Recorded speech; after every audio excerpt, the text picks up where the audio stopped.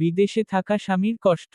গ্রামের নাম ছিল শিবনগর। ছোট্ট একটা কাঁচা বাড়িতে থাকত জামিরুল আর তার স্ত্রী আসমা। ভালোবেসে বিয়ে করেছিল তারা। সংসারটা গরিব হলেও ভালোবাসার কোনো অভাব ছিল না। কিন্তু অভাব মানুষকে অনেক দূরে নিয়ে যায়। সংসারের খরচ, বৃদ্ধ মায়ের ওষুধ, ছেলের পড়াশোনা, সব মিলিয়ে জামিরুল একদিন সিদ্ধান্ত নিল বিদেশে যাবে। অনেক ধারদেনা করে সে চায়নায় রাজমিস্ত্রির কাজ নিতে চলে গেল। বিদেশে যাওয়ার দিন আসমা অনেক কেঁদেছিল। জামিরুল শুধু বলেছিল, আর একটু কষ্ট করো আসমা, একদিন সব ঠিক হয়ে যাবে। চায়নায় গিয়ে জামিরুল বুঝল, বিদেশের টাকা সহজে আসে না। সারাদিন উঁচু বিল্ডিংয়ে ইট বহন, সিমেন্ট তোলা, রোদ আর ঠান্ডার মধ্যে কাজ করতে করতে তার শরীর ভেঙে পড়তে লাগল। মাস শেষে যে টাকা পেত, তার বেশিরভাগই চলে যেত ধার শোধে আর থাকার খরচে। গ্রামের বাড়িতে খুব কম টাকা পাঠাতে পারত সে। এদিকে গ্রামে আসমার জীবনও সহজ ছিল না। বাজারে বাকিতে চাল আনতে গেলে দোকানদার মুখের ওপর কথা শুনিয়ে দিত।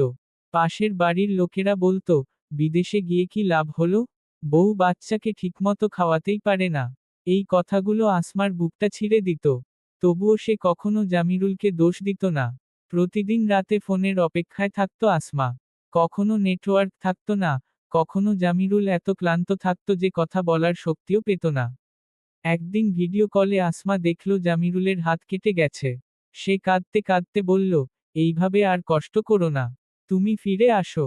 জামিরুল হেসে বলল, আমি কষ্ট না করলে তোমাদের মুখে হাসি ফুটবে কিভাবে? কথাটা বললেও ফোন কাটার পর জামিরুল চুপচাপ কাঁদছিল।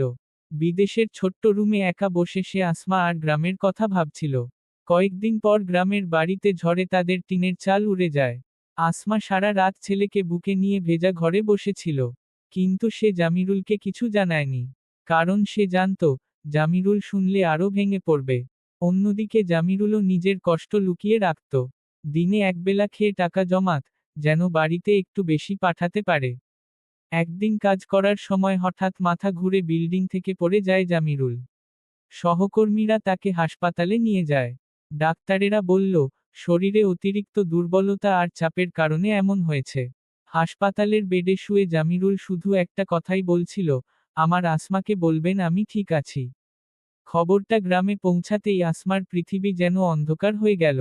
সে আল্লাহর কাছে কাঁদতে কাঁদতে দোয়া করল, আমার স্বামীকে সুস্থ করে দাও, আমাদের আর কিছু লাগবে না। কয়েক মাস পরে জামিরুল দেশে ফিরে আসে। তার হাতে বেশি টাকা ছিল না, বড় বাড়িও বানাতে পারেনি।